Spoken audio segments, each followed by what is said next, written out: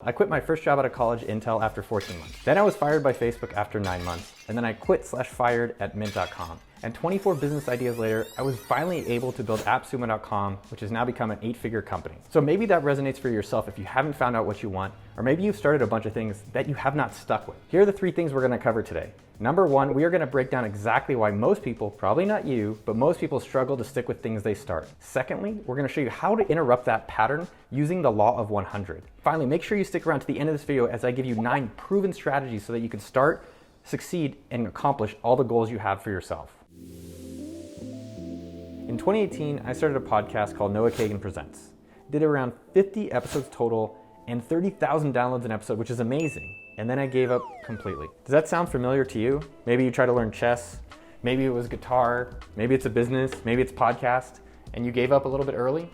So comment with the one time below that you actually gave up too early, and we're gonna help fix that for your future. Let me contrast that story with the story from buffer.com. I remember these guys commenting on my blog in 2010.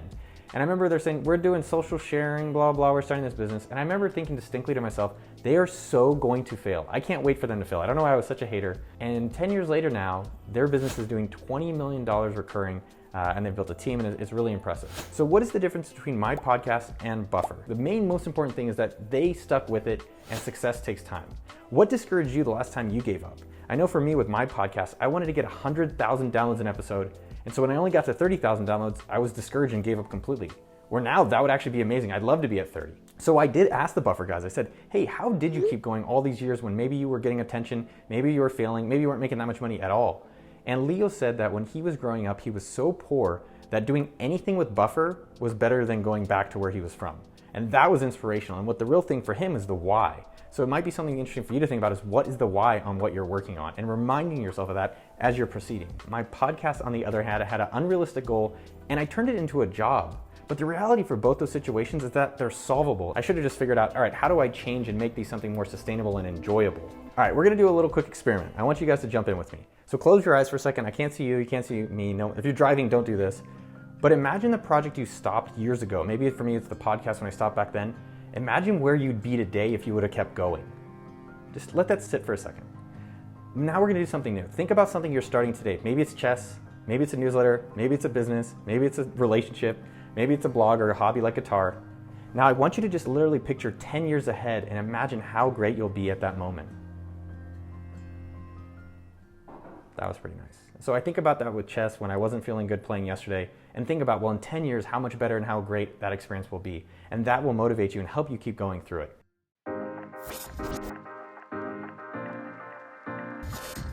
The answer is the law of 100. Let me give you a crazy study from the University of Miami. This is amazing. They had a photography class, and they broke it up into 2 groups, quantity and quality. The quantity group had to take 100 pictures to get an A by the end of the semester. And the quality group could turn in just 1 photo by the end of the semester, but it had to be perfect to get the A. You guys can, oh, come on, results, you know what's gonna happen. The quantity group kicked the quality group's ass. Why? The quantity group experimented more, they learned from their mistakes, and they got better with time, and that's what the law of 100 is about. So the solution for you is start with your first 100, whatever it is for you, with complete disregard of your results. I know that's a little counterintuitive and backwards, but that is how you're gonna accomplish the things you want. So number 1, if you wanna start a podcast or you wanna start a YouTube channel, maybe for the law of 100, but it's put out 100 episodes. Don't worry about, let's say if people are watching them, just put them out. If you're doing a newsletter, get 100 subscribers, that's it. Just get your 100 subscribers. If you are doing a new hobby like chess or guitar, just practice for 100 days. And then you can decide whether you wanna give it up or not. If you're starting a business, get your first 100 customers, just focus on that. Help 100 people. So the reason I say ignore the results is that you get so fixated on your views or on your revenue or on how many downloads, it might discourage you from keep going. So just focus on knowing that you have to abide by the law of 100, which is to get to the 100. And at 100, then you could start thinking, all right, there's a formula for success. It is work times time times iteration.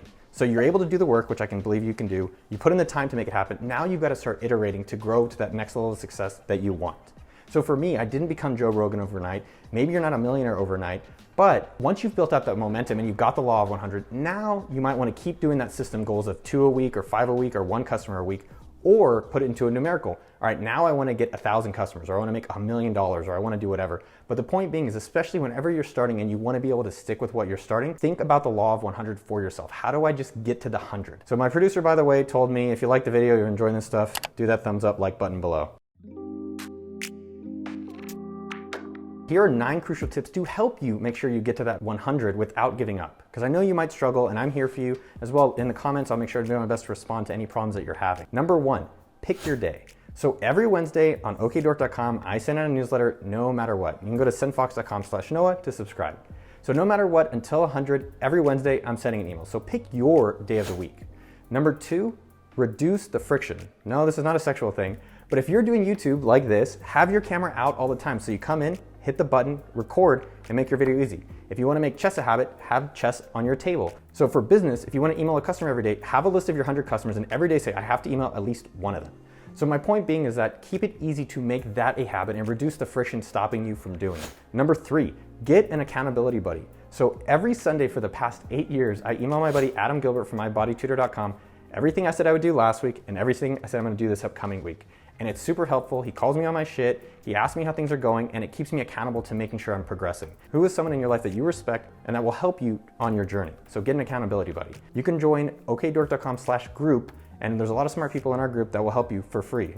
Number 4, join a community. One of my good friends is giving up caffeine. He's trying to do at least 30 days. I recommend 100, the law of 100. And for him, he's actually joined a Facebook group about quitting caffeine.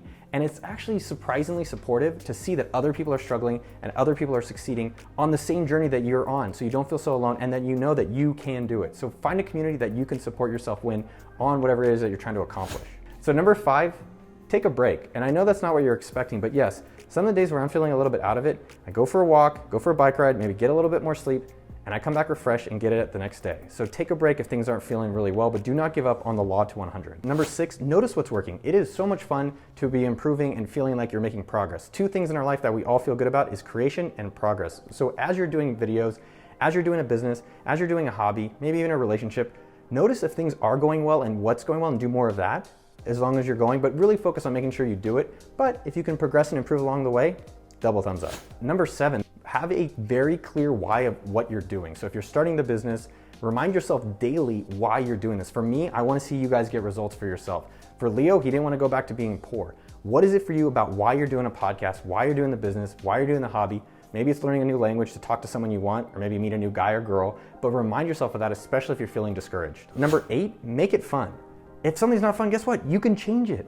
When I was doing my podcast and it started feeling like a job and I felt obligated to do it, I could have actually just taken a step back and said, well, what parts of my podcast are fun? Which parts are not fun? Maybe stop doing them, hiring for them. And then which stuff is fun? Let's do more of that. Or what do I need to change up in my recipe to make it more enjoyable? Do you need to outsource it? Can you switch up the format? Can you change your day of the week? It doesn't mean give up. It just means how do I put a little bit of hot sauce in something and mix it up a little bit so that I can keep going to the law of 100 and beyond. Number 9, the final one, set up a reward for yourself so you have something to look forward to on the law of 100 when you finally get to the end. It could be a trip to the Bahamas. For me, every Friday morning, I aim to go get breakfast tacos if I've accomplished a lot of things I want to get done this week. And it's my reward for staying consistent with the things that I really want. So what's a reward that you're excited about when you complete your law of 100? So here's a weird one for myself. With this YouTube channel, I want to get 250,000 subscribers. And this year, one of the things I've been feeling like is an explorer. I'm exploring YouTube, exploring relationships, exploring work, exploring health. And so there's the Rolex Explorer 2, which is like a $8,000 watch. I don't even wear watches. I just think it's really neat, and that is my reward if we hit our subscriber count. Honestly, even if we don't get it, I'm really proud of making these videos, and I'm focused on just staying with the process. By the way, make sure to hit that subscribe button and notification bell. We do exclusive office hours and give out a lot of freebies to people who are subscribed and notified. Make sure you don't miss out. Hit that stuff below. 100-day challenge. Yes, this is not a freeloader video. I want you to commit right now. You don't have to wait till next week. You don't need more money. You can start it now. Come join me at okdork.com/group and post what you are going to commit to for the next 100 days or the next 100 experiences. And I want to support you in our group. Make sure you come do it below. There's 5,000 other people who want to see you succeed. And by the way, speaking of amazing people, an underdog of the week, this is super exciting for me. It's Trust Visuals left this comment saying he started the 100 challenge 6 weeks ago, and that's 6 out of 100. And he had the right mindset, and his channel grew by over 40%. That is so inspiring to see, and I'm so excited for him, and I want people like you to have the same results as well for your business, for your book, for your blog, YouTube, sendfox.com newsletter, whatever it is out there. Make sure you leave a comment with your results below so I can feature you, yes you, the underdogs that watch these episodes, in a future episode. So we talked about a lot in terms of the law of 100. There's only really 2 things that matter from this whole entire video. Number 1, remember your why. Why the hell are you doing it? It doesn't have to be overly complicated. It could just be fun. Or maybe it's to talk to your dad in a certain language, or maybe it's a certain business you want to do, or maybe you want to share your love of gardening.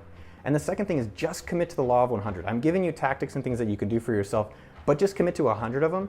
And I promise you, even though it'll be challenging, remember that visualization about where you can be in 10 years or just in 100 videos or in 100 customers, you can make that a reality. If you like this video, you might enjoy my video about starting a business above or an entrepreneur playlist that'll help you continue success on your business journey. I'll see you out there and I love you.